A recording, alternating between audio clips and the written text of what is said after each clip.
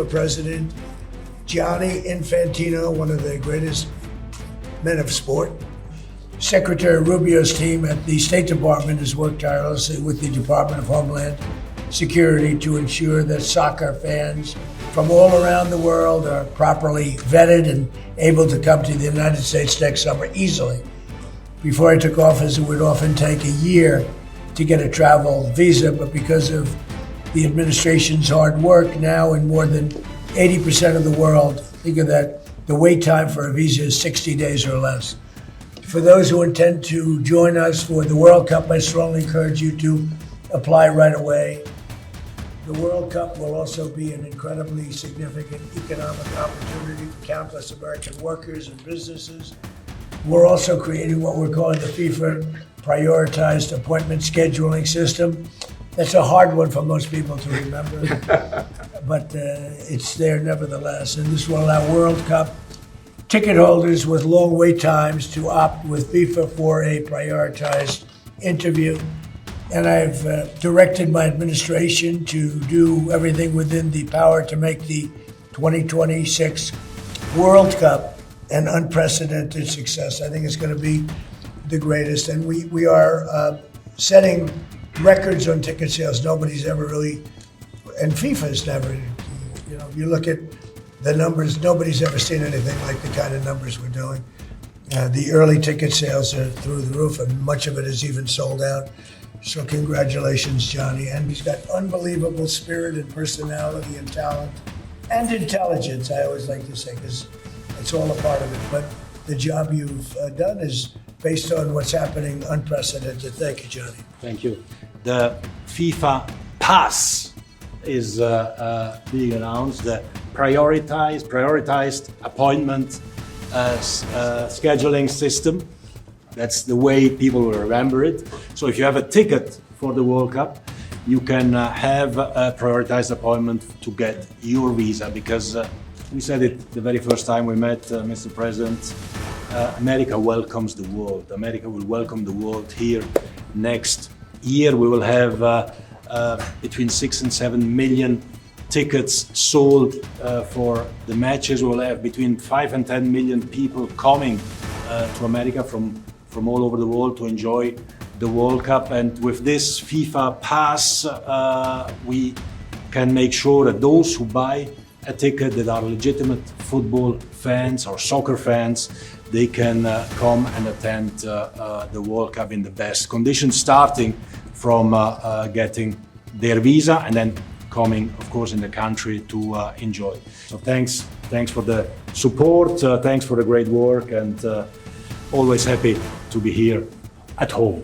I think it's actually a very fair question. If I think it's not safe, we're going to move it out of that city.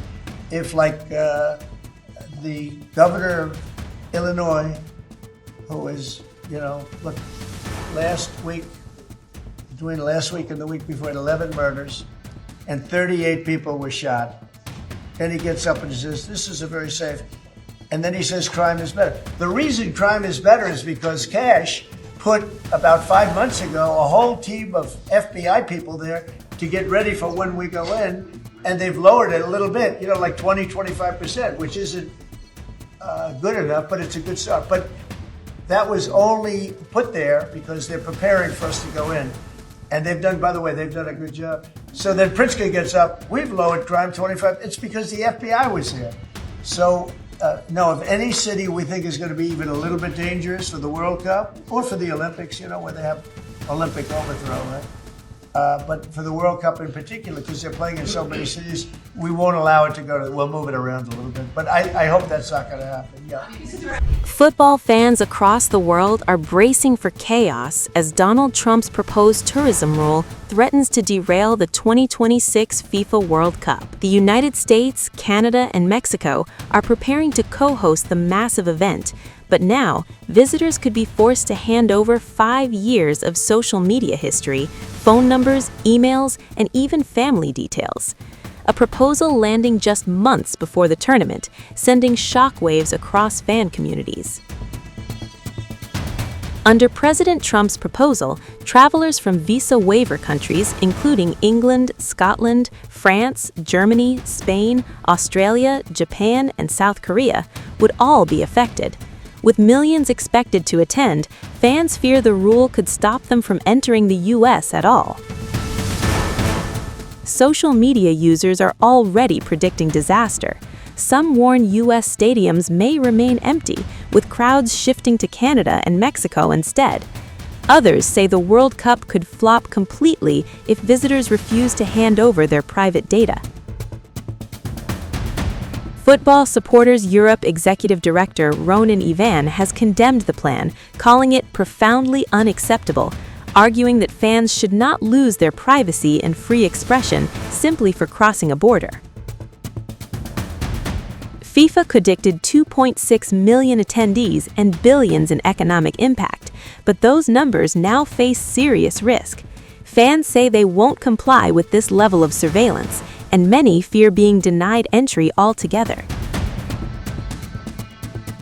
The U.S. Customs and Border Protection proposal is now going through a 60-day public comment period, closing in February 2026. Until then, fans, teams, and officials wait, uncertain whether the world's biggest sporting event will be hit by historic travel restrictions.